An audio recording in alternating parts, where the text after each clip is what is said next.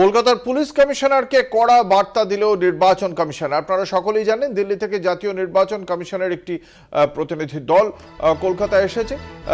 যে জাতীয় নির্বাচন কমিশনের এই যে ফুল বেঞ্চ, সেই ফুল বেঞ্চের পক্ষ থেকে কলকাতার পুলিশ কমিশনারকে কড়া বার্তা দেওয়া হয়েছে, যেখানে খুব স্পষ্টভাবেই বলা হয়েছে যাতে নির্বাচনে কোনো প্রকার অশান্তি যাতে না হয়, সেই বক্তব্যই রাখা হয়েছে নির্বাচন কমিশনের পক্ষ থেকে। খুব স্পষ্টভাবেই এই কথা জানিয়ে দেওয়া হয়েছে কমিশনের পক্ষ থেকে। কলকাতার পুলিশ কমিশনারকে আমাদের সঙ্গে রয়েছেন আমাদের বিশেষ প্রতিনিধি দীপ্তিমান ভট্টাচার্য। দীপ্তিমান, জাতীয় নির্বাচন কমিশনারের পক্ষ থেকে কি বার্তা দেওয়া হয়েছে? আজকে কলকাতা পুলিশের কমিশনারের উদ্দেশ্যে বলা হয় একেবারে যে history sheeter to be controlled, একদম কোড আনকোড এই কথাটা কিন্তু বৈঠকে বলা হলো এবং সেখানে স্পষ্ট বলা হয়েছে history sheeter to be controlled.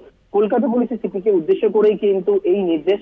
Chief election commissioner যারা গন্ডগোল পাকানোর চেষ্টা করে বা অশান্তি পাকানোর চেষ্টা করতে পারে তাদের বিরুদ্ধে অবিলম্বে পদক্ষেপ করতে হবে এবং এর উত্তরে আলোচনার সময় কিন্তু কলকাতা পুলিশের সিপিকে এরকমই বার্তা দিলেন ফুল বেঞ্চে। এবং এখানে একটা বিষয় বলে রাখা দরকার, আজকে কিন্তু প্রথম দিকে যেরকম অন্য বিষয় নিয়ে আলোচনা চলছিল, এখন কিন্তু পরবর্তীকালে কিন্তু এখানে কিন্তু পঞ্চায়েত নির্বাচনের সময় কোন কোন জায়গাগুলোতে অশান্তি হয়েছে, সেখানে কি ধরনের অশান্তি হয়েছিল পঞ্চায়েত নির্বাচনে, এবং সব থেকে বড় বিষয় কোনগুলো বিনা প্রতিদ্বন্দ্বিতায় জিতে গেছে, কোন কোন সিটগুলো কারা কারা জিতেছে, কোন দল জিতেছে, সেই জায়গাগুলোকে কিন্তু আইডেন্টিফাই করতে বলা হয়েছে এবং সেই তথ্য নিয়েও কিন্তু আলোচনা হলো আজকের এই বৈঠকে। এবং এখানে একটা বলা হয়েছে no violence no bombing, quote আনকোড।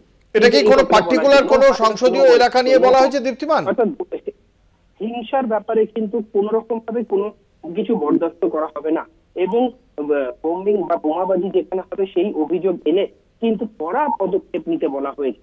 অর্থাৎ আজকের বৈঠক যেটা চলছে সেখানে কিন্তু একদিকে যেরকম যারা বম্বিং করবে তাদের বিরুদ্ধে, হিস্ট্রি শিটার যারা রয়েছে তাদের বিরুদ্ধে, অর্থাৎ যারা যারা ভোটের সময় অশান্তি পাকাতে পারে বা অশান্তিতে যুক্ত হতে পারে তাদের বিরুদ্ধে কিন্তু কড়া পদক্ষেপ নিতে বলা হলো বেঞ্চের পক্ষ থেকে।